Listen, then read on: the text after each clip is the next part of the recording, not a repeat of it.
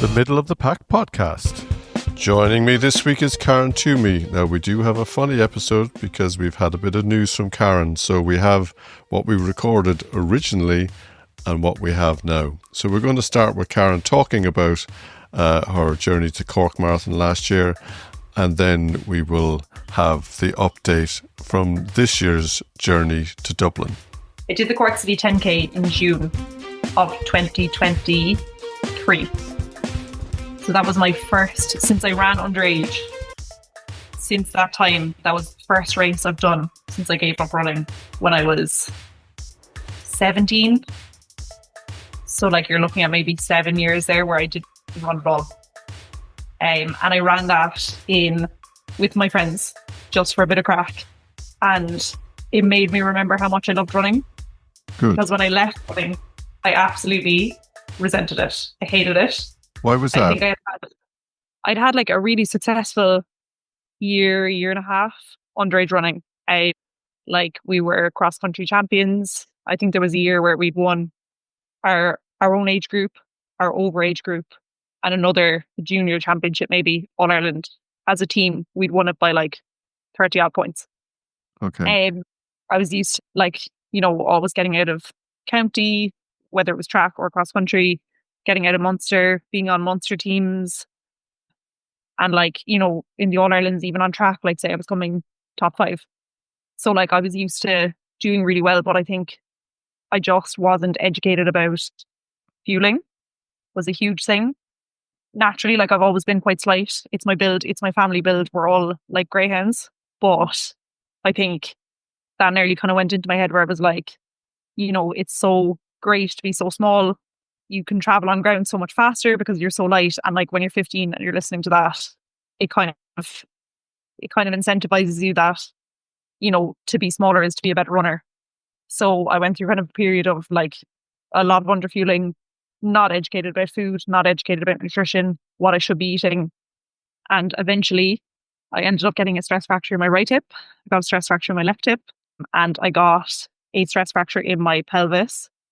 So I think I was 16 at that point. Oh no. I actually was diagnosed the morning of my junior cert results. So that's how I always remember. So I was I was 16.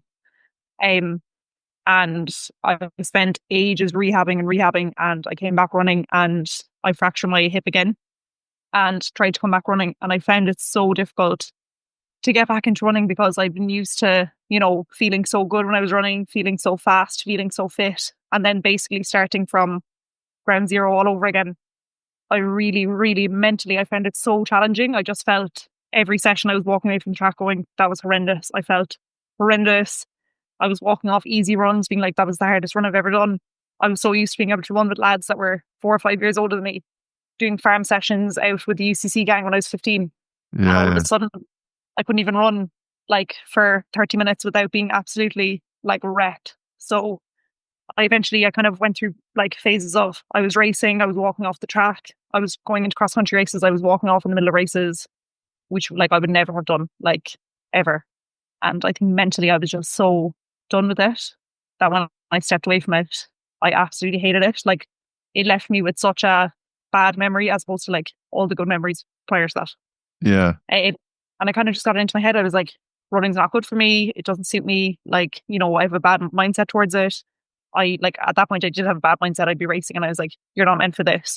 You're not fast enough, you're not fit enough, you're not good enough. And if I wasn't winning, I didn't want to be there, which is terrible. I am still a bit like that. But it got to a point where I was this isn't good for me anymore. Walked away from it. And now in COVID, I did the 5Ks as everyone did.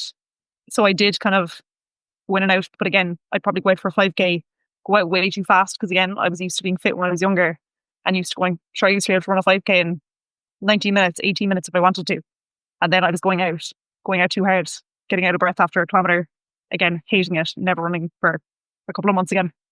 So I kind of went through a cycle like that. And then when we did the Cork 10K in 2023, I ran it with a group of friends. We had great crack. We smiled for every photographer. We just had so much fun that after the race, I was I actually really enjoyed that. It was the first time I'd enjoyed a run since that whole phase of my life. And it was shortly after that then I kind of started to run a little bit more, and I ran the Cork Mac 10K then that night at 8 o'clock on the Friday. And I ran it in 45 minutes, which for someone who hadn't been training That's very good. was pretty good. And I remember after that race, then I was like, oh my gosh, like maybe I still have it. Like maybe there's something, you know, that I can still work on and improve on, and I could still do something with this. And it was after that point then I signed up with a coach, and I started training for Amsterdam half marathon. And again with that, I really surprised myself. I think I ran 1:36, maybe, um, which I was delighted with. I think I got into putting like I put down on the form that my estimated finish time was 2 hours. So when I came in at 1:36, I was delighted. Yeah, no, that's Um, brilliant. yeah, and kind of pleasantly surprised myself. So again, after that, then I wanted more. And I then trained for, I can't remember the next half marathon. I think it was Cork probably, but I picked up a nasty injury after Christmas. So this is the other thing. I end up plagued with injuries because of my history with injuries. Yeah, yeah. So I've always kind of found it hard to get a good block of training under me without picking up some sort of niggle or issue or something. And is that And what happened? Is that what happened with Cork this year? yeah. So Cork, I was training, I was about 8 weeks out, and my right Achilles just started getting really cross and angry and painful. I tried to power through it. I was getting physio every week. I was getting it dry needled. I was literally trying to do anything to just prompt it to recover. I was putting in ice every night, but every time I ran, my ankle was swelling to double in size. Like, so I made the decision to drop out, sold my ticket. But on the same day I sold my ticket, I found someone selling a Dublin ticket. So I took that as my sign. I was like, right, Cork is not meant to be, but Dublin is happening. I'm getting on that line no matter what. And are you enjoying the training block? 100%. Yeah. I think when I went into it, so I had my injury with the Achilles. That kind of went on for a long time. Like, I suppose I didn't help myself because I was still trying to power through it. I was still trying to run. I was probably running a 5 or a 6K and ending up in agony the next day. So I kind of prolonged that injury maybe longer than it should have gone on. Yeah. So by the time I recouped, I ran Cork. And then it took me another couple of weeks before I was like, right, I need to actually take this seriously now. I need to start getting coached. I think sometimes when you're so used to like training and being coached, and then you kind of fall out of that habit because of injury or illness or whatever it is, it's really hard to like prompt yourself to reach out again and go, okay, I need someone now to tell me what I'm doing. I need to make a plan. So I started my training probably later than I would have liked. I think I started 12 weeks out, 13 weeks out, which is quite short, I think, for a marathon block. But my fitness is coming back fairly lively. I'm up to like 50, 60 kilometer weeks, which for me would be quite high, Yeah. given my history. So yeah, I'm up to, I think, a 60-kilometer week this week, and I'm enjoying it. But it's challenging, definitely. Oh my God. So challenging. And long runs on Saturdays, did you say that earlier? Yeah, I'm long running on Saturday. So I would have always been a Sunday long runner. I think most people are. But Yeah. I've switched to Saturdays, and I'm doing a recovery run then on a Sunday. It just so happened, like, I kind of got a gang together on a Saturday as well. So I started posting it on my Instagram story. I was like, I'm running this many kilometers on Saturday morning. This is the pace I'm going for. If anyone wants to join me, I'm starting at 9 at Cortado or at the Marina Market or whatever. And we kind of ended up having a few people. This is for Cork now. I had a few people would jump in I used to do 10-kilometer loops. So people could jump in for 10K, 20K, whatever it was. And we kind of got a group together. So we have a nice group now on WhatsApp who I would text on a Friday night and say, I'm running this many kilometers tomorrow. Who wants to join? And people could jump in for 5 kilometers of it, 10, 15, whatever it is. So it's just another running club, basically. Essentially, yeah. It's a long run club, basically. Yeah. But it helps. Like, running with people is the best. I'm so used to doing all the elite stuff on my own that on Saturday, if I have a group with me, I feel like that 2 hours, 3 hours of running absolutely flies. And do you know what the longest you'll run on the build up to Dublin? What will be your longest? I have no idea. I find out the week before what I'm running. So I found out on Tuesday this week what I'm running next week, and it won't be until next week then I find out the following week.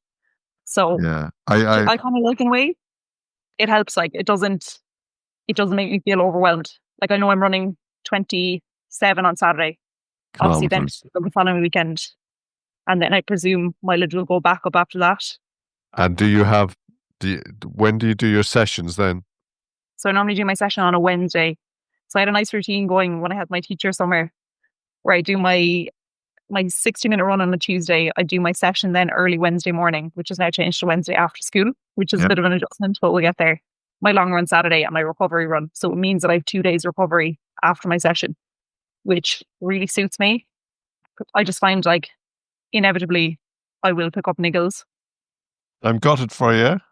I know. I think it's funny. Like I've gotten so many messages, and I think people are like, I'm surprised by how like upset people are for me. And I suppose like I've like tracked my whole journey on Instagram and on TikTok for the last like 10 weeks. Yeah. So it's just a shame that it's like kind of come to an end like this, but it is what it is. I'm like, sometimes you just can't control these things. And what happened? Like I can't really pinpoint exactly what happened. It kind of feels a bit out of the blue, to be honest. So I ran 30 kilometers last Sunday. That was my longest run ever. I was really happy with the run. I did try a new pair of shoes, which I'm not going to say is the reason behind it. Like like I was always going to have to try my race day shoes on a long run. That was always going to have to be the case, you know? So like if it wasn't this week, it was going to be next week. Like it doesn't matter like about that. But I tried them on the Saturday, I ran 12. So I'd been a little bit sick the week before. I missed one run, just an easy run. Got the new shoes, tried them on the Saturday, felt fantastic in them. Tried them on the long run on the Sunday. And I do feel like about halfway through the run, I was like, maybe I should have just stuck with my Super Blasts. I just think they were a little bit flatter to what I'm used to. Now very comfortable. Like I don't know if that was an issue or maybe I should have just stuck to what I know. I don't know. What So were they? I got the Saucony Endorphin Pro 4s. So from what I gathered, they're very supportive in terms of a carbon plated shoe. So I tried on loads of different ones. I tried on Asics ones, Adidas ones, everything. And I think just given my injury history, they were the most supportive on my ankle, which is something I wanted. So I got those. I ran in them on Sunday. Could have been a factor in it. But I didn't have any issues on Sunday. I didn't have any issues on Monday. Like my knees were sore, but I think that goes for anyone running long distances. Like my knees will be creaking afterwards. Like I did a sauna and an ice bath on Monday night. Felt perfect literally when I woke up Tuesday morning. Went to work on Tuesday and I just took a step when I was in work and I kind of got a pain through my foot. And like there's a tendon that runs along basically where I got the pain. And I've had tendonitis there before. So I just thought it was tendonitis coming back. But the only thing I would say about that tendonitis is it might be sore before I ran, but it would never be sore during my run. Or it might be sore during my run, but never after. So when I ran, it usually used to give it a bit of relief because it would get blood flow through the tendon and it would be fine again and it would kind of come in waves. But I hadn't had any issues with it for the last, say, like 5 weeks. So I thought it was that coming back. That was Tuesday. I ran Tuesday night, of course, ran 10 kilometers. It was sore throughout the run and it didn't go away after. And that was probably like the first red flag. Then I woke up Wednesday morning. It was sore in the morning. But again, you know yourself, like that wouldn't be uncommon with tendonitis. Like it's usually sore in the morning because there's no blood flow going through the tendon. So I was still kind of like, okay, it's definitely just a case of like some bad tendonitis. If I can get through this week and I can get through next week, then I'm tapering. So I'm fine. Wednesday, I went out to do my session. I kind of promised myself in my head, if the warm up didn't go well, that I was going to sack it off, that I wasn't going to do the session. But the warm up was fine. The session was really good. And then on the cool down, it got very, very sore to a point that it actually felt like I was like standing on a little pebble. And that kind of was a big red flag to me because I read a book during the summer about an American runner. She was a professional American runner and she used to get stress fractures in her feet a lot. And I remember when I got that feeling, I'd read in the book that she often felt like there was a stone in her shoe when she felt that it had fractured. So I ended up taking off my shoe just out of pure discomfort and it just didn't give me any relief. Went home Wednesday night, went for an Epsom salt bath. Apparently cures everything. It didn't work. I put on some deep heat onto my foot and I was like, do you know what now? If I just get a good night's sleep tonight, fuel up, drink a good bit of water, get a good night's rest, I'll wake up tomorrow and it'll be gone. Oh my God, I woke up Thursday morning and I stepped out of bed and I literally couldn't weight bear at all. And I went to work and as the day went on, I was kind of weight bearing more. So sometimes it would be sore, sometimes it would be okay, it would be bearable. But like every 4 steps I was taking, it would start to really kick in, which to me is not tendonitis. Like, because normally with tendonitis, the more you move, often the more blood flow gets through the tendon, and it Yeah, usually yeah. mine was getting worse, like the more time I spent on my feet. So Thursday, I was like, look, I'm just not going to train. I'm not going to go to the gym. I'm not going to run. I'm going to try stay off my feet in the evening. And hopefully then Friday will start improving. And then I'll be back running on Saturday, was what I was hoping to do, another 30 kilometers on Saturday. And then Friday morning, even after resting on Thursday, it was much worse when I woke up.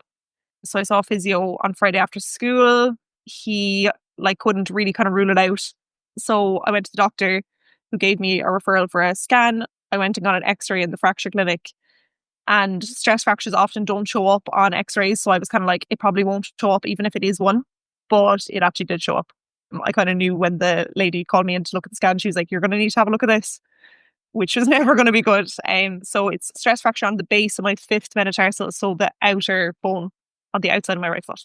So Oh, yeah. And it's 4 but weeks you're in a boot. smiling. I actually, do you know what? I'm like, for me, I'm like, I just need to protect my own peace. Like, I know that I could easily get really bogged down with it. And I just don't want to. Like, it's just a race. Like, I can't spend the next 4 weeks in the pits, like upset and whatever. Like, I'm like, I can't change it now. And I think the one thing with injuries is like, I hate the not knowing. Like all week I was in this panic being like, am I going to run the marathon? Am I not going to be able to run the marathon? What if it's a fracture? What if it's tendonitis and I can't get rid of it on time? And like the not knowing was killing me. Like I was going to bed at night, like in a panic, waking up in a panic, like getting out of bed being like, please don't hurt when I stand on it. And then it was hurting. And then I was getting upset. Whereas when I actually found out, I was like, okay, it's a stress fracture. I'm in a boot for 4 weeks. I definitely cannot run the marathon. And if I do, I'll probably be in a boot for the rest of the year. Once I knew that, I was fine. I think Yeah. just having a definitive answer, I was like, okay, it's grand, it's done. Like, I'm not running the marathon. There's no way that I can run the marathon. It's not happening this time. I was fine. But yeah, do you know what? I'm like, it's disappointing. But I think I knew all week, like, I'm fairly tuned in with an injury that you can work through and get out the other side of it. And I'm fairly tuned in when it's not good. And I knew, like, there was something about that cool down on Wednesday that I was like, this isn't right. Like, there's something very painful here. So yeah, it's a shame. But I got further in this block than I got for Cork Marathon. I got to 4 weeks out this time instead of 7 weeks out the last time. And you So I'm did do hoping longer. that in 2026, I will hopefully make it through the peak weeks and the taper and get on the line. Yeah, and it must be slightly frustrating that you're not sure whether it's your shoes or whether or whether it was just something you stood on or. Yeah, but like I think ultimately, like a stress fracture is going to happen from overuse inevitably. So I'm like, whether I had tried the shoes last weekend or I tried them this weekend, I was going to have to do a long run in them eventually. So whether they had a part to play in it, like it was going to happen regardless. It's an Yeah, overuse injury. Like I think it would have happened regardless. It's just like, when you think back and I'm like, oh, I should have just stuck to what I know. I should have just stayed in the shoes that I know. It wasn't urgent to try them, but ultimately I was always going to have to try them. yeah, And yeah, like the fact that it just came on when I wasn't running, like it came on when I was just walking around in work. For me, I'm like, it was always going to go. It was just a matter of time and when it was going to happen. And I'm like, I'd rather it happened 4 weeks out than a week out. oh, Like absolutely, yeah, yeah, thinking the yeah, week out that you're going to go on the line and then a week beforehand you end up in a boot. I think that would have been like gutting. Whereas now I'm like, it's 4 weeks out. I'm in the boot for 4 weeks. Like, it's fine. I can come to terms with that. But yeah, like what I'm hopeful for is that I'll get a ticket for next year and hopefully run it next year. But I think at the moment I'm kind of in the headspace of like, if I don't run a marathon in the next 2 years, I won't be devastated. I think maybe it's a sign that like my body's not ready for it at the moment or not able yeah, for it at the moment. And that's fine. But I was like, even saying it to my coach, I wouldn't mind focusing on 10Ks and half marathons for the next couple of months and just even getting my mileage consistently at, say, 50 kilometers a week. And if that's going well for a couple of months, then maybe look at running Dublin Marathon, because it wouldn't be such a shock to the body going into this like 12-week block of like, okay, steady increase of mileage over the weeks that I'd already be kind of sitting in the 50-kilometer a week zone anyway, and then maybe build from there. So it's a possibility, like, but I think this has been a big eye opener for me that I want to focus on halves and tens and just stay as healthy as possible in the next year, yeah, hopefully. Like I was kind of mapping out in my notes on my phone earlier, like what do I actually want to do in 2026 in terms of like races and goals. And like I've kind of picked a race now that's like 22 weeks away, which seems excessive. But I was like, by the time I'm out of the boot, it's 18 weeks. By the time I get back on my feet running even 3 hours a week, that'll bring me down to like 12 weeks. So it's not like it moves fairly fast. Yeah, And yeah. then a 12-week block and target a half marathon and maybe look at like getting my PB down a bit, doing some 10K races, some 5 milers, and just getting to a point where I'm consistently running a certain amount of mileage. And then if I think that I'm in a good position to run a marathon, I think then I will go for it. But at the moment, I'm not even like thinking about running a marathon, you know? Yeah, yeah. I just think that like this for me is definitely a sign that maybe it's just a little bit too much right now. But yeah, it's disappointing. But I'm like, I'm not as devastated as I think people think I am. Like, I know I've been in this boat before. I've been injured before. I've had injuries that are way worse. Like, I'm really lucky in the sense that as far as injuries go, it's like a good injury in the sense that it's probably in the best place to get a stress fracture. It's really high up on my metatarsal, like it's on the base of it. So I think the lower down it goes towards your toe, the harder it is to heal. So I'm like, as far as stress fractures go, I've gotten a pretty good one. Like, it's not long in the boot, it's 4 weeks. I can start rehabbing it once I'm not in pain anymore. So once I can weight bear without any pain, I can start rehabbing. So I'm hopeful that that'll be some point this week or next week. And just get on the bike, get cross training, and hopefully get back running in the next 6 weeks would be the goal. And it's funny, like, how much you miss it. I woke up yesterday morning and I was like, oh my God, what am I going to do for the whole weekend? Like, my whole weekend is planned around, I'm running 30K on Saturday and I'm going to do my recovery run on Sunday. And I'll just sit and relax in for the rest of the day. Whereas yesterday morning, I was like, I actually have nothing to do for the whole day. So what is this mystery race in 22 weeks? I haven't said it to my coach yet, so it's not confirmed. But I would like to do Blarney Half on the 1st of March. Yeah, yeah. Because I had such a good experience there before that I feel like surely that race will go well for me. So it's in 22 weeks and that's where my PB is from. So I would love to either come close to my PB, maybe run 130. I don't know, will I be like ready to break my PB after this injury, but I would like to come back in around 130. I have a few races mapped out. I actually have a list of them. This is what I've spent the weekend doing with all my extra time. It's on my phone. Blarney Half, the 1st of March. I would like to do the Cork 10 or the half, which is the 31st of May this year or next year. It's not in June. Okay. So potentially that. Maybe the Clontarf half on the 4th of July. Yeah, it's a nice one. I'd like to get myself running in Dublin at some point. I feel I owe it to myself. Potentially the Cork City 10K in August. There's no set date for that yet, but I like that one. That's the one for the Kings. Charleville Half Marathon again for redemption. And Youghal is nice. Youghal, yeah. It's actually funny. It's not listed on, there's a Running in Ireland website with all the running. Yeah. Not listed there. And I think there's a Middleton 10 miler as well, which wasn't listed. So they're all options. And then if all is going well, but I'm not set on it, Dublin full. But that's only if I can consistently maintain about 50 kilometers a week across a couple of months and some good racing.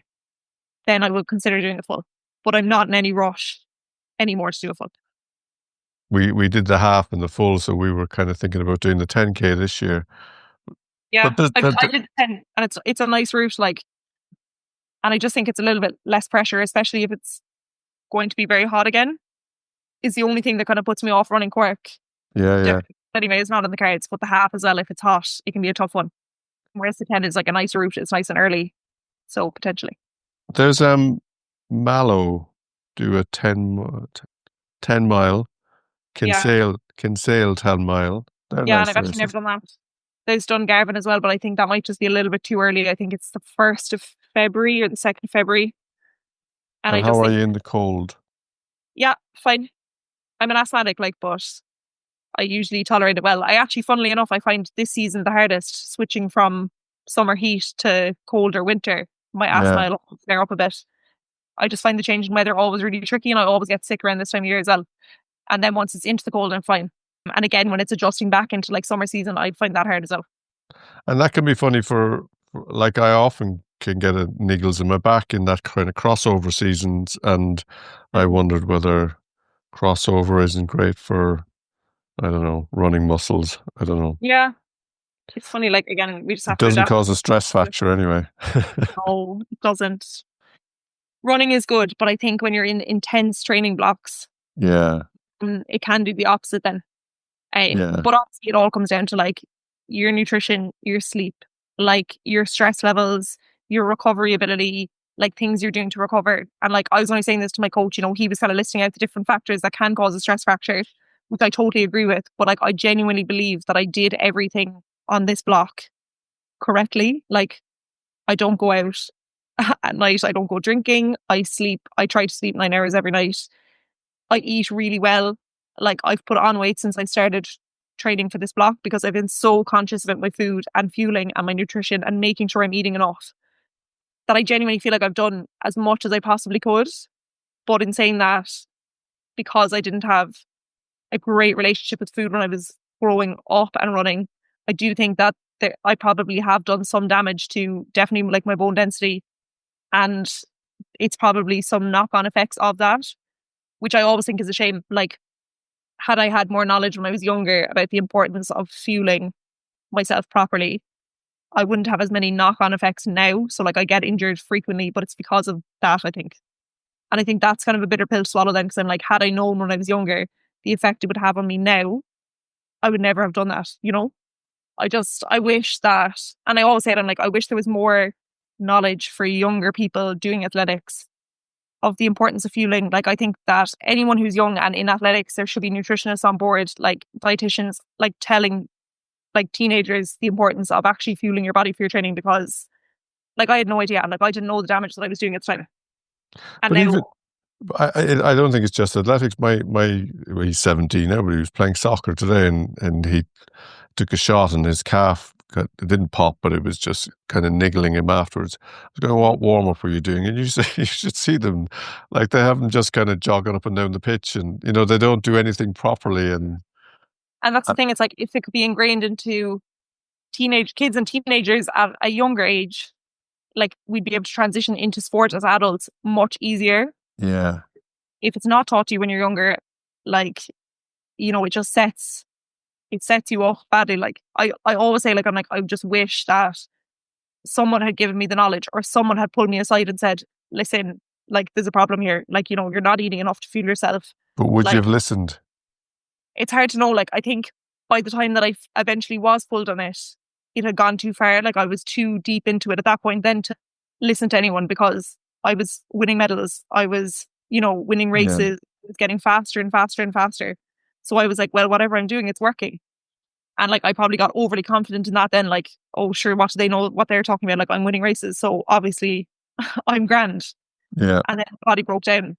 And now I'm dealing with the after effects of it when I'm older. And now I'm doing everything right. I'm trying to do everything right. Like, I'm so, like, my nutrition is, honestly, for this block, it was perfect. Like, I couldn't have done better. Like, and it's a shame then that I can do everything right now, but I'm getting the knock-on effects from when I was younger. yeah. Because I know, like, no, my kids wouldn't. I tell them all the time the things I wish I knew. Things I wish I knew that I know now, and training that I knew that I should have done then, and they couldn't give a monkey's, like, because they're invincible. It'll come a point where they will. Yeah, yeah, no, yeah, but it's too late I'm then. not sure at some moment, and it can be too late. But like, you would hope that in sports, like from what I know, so many of the girls that I used to run with when I was younger have experienced something very similar, and a lot of them don't like do running at all anymore in any capacity. Like, and I just hope that eventually, or that it has already started to change, because that's why I think so many females then end up leaving sport, because they have a negative experience as a teenager Yeah, and they don't go back to it then. And it's a and shame.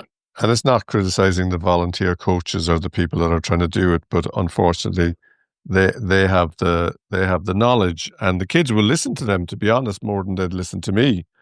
100%. Yeah. Because they probably look up to them, Yeah, or yeah, to have other athletes come in and speak to them. yeah, Like, I don't know, like, if I was a teenager, I'd be much more inclined to listen to an athlete who was in their 20s, probably, who was doing well. Like, I'd be inclined to listen to them and their advice, or if they'd had an experience that they were able to share it. I don't know. It's definitely like food for thought. And I've read a good few books of like female athletes who have had very similar experiences. So yeah, you can only hope that it has started to change, or it will change. But who knows? Well, the important thing is to keep positive, and it's great that you're smiling and you're thinking positively and acting positively and planning ahead, because even when you finish a marathon, there's still that downward spiral of what am I going to do next? I've come out of a block, but what you're doing is the right thing to do, is list and plan and have something to Really look good forward to. timeline. Yeah. But that's the thing, I'm like, you just have to keep looking forward. Like, there's always going to be like disappointments in sport. There's always going to be letdowns. But even thinking about it now, I'm like, oh my God, getting on the line for that first race back is going to be like the best feeling ever. No, thank you so much for having this snippet to catch up on, because I was actually thinking, I was like, the episode is going to come out on Wednesday and then we're going to have to do an update to be like, actually, I'm not running. So it's nice to kind of finish it off to be like, it didn't go to plan. But there's some positives to take. All right. Well, Thanks thanks so for your much for time that. again. Best of luck with the rest of training. All right. Thank you. Keep me updated. Yeah. Thanks, We'll bud. see you soon. Bye bye. See you soon. Bye. And that's Karen Twomey, and I think she's very positive still, and it's great that she's got a plan worked out for what she's going to do over the next 22 weeks before her next race. And I think that's what you need to do if you have a setback, or you have a do not finish, or you have a setback in any of your running journey. Start planning for the next one. Put aside the mind monsters, put aside all these things that can negatively impact your running journey. So fair dues to Karen, and look forward to hearing her journey again. You can follow us on all the social media platforms. You can like and subscribe to this podcast.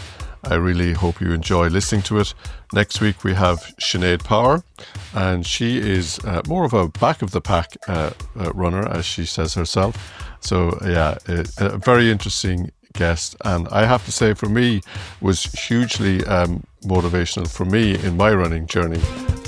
So I'm glad to have her on, so you can listen into that. As I said, follow us on all the social media platforms. Like and subscribe at Middle of the Pack Podcast. But for this week,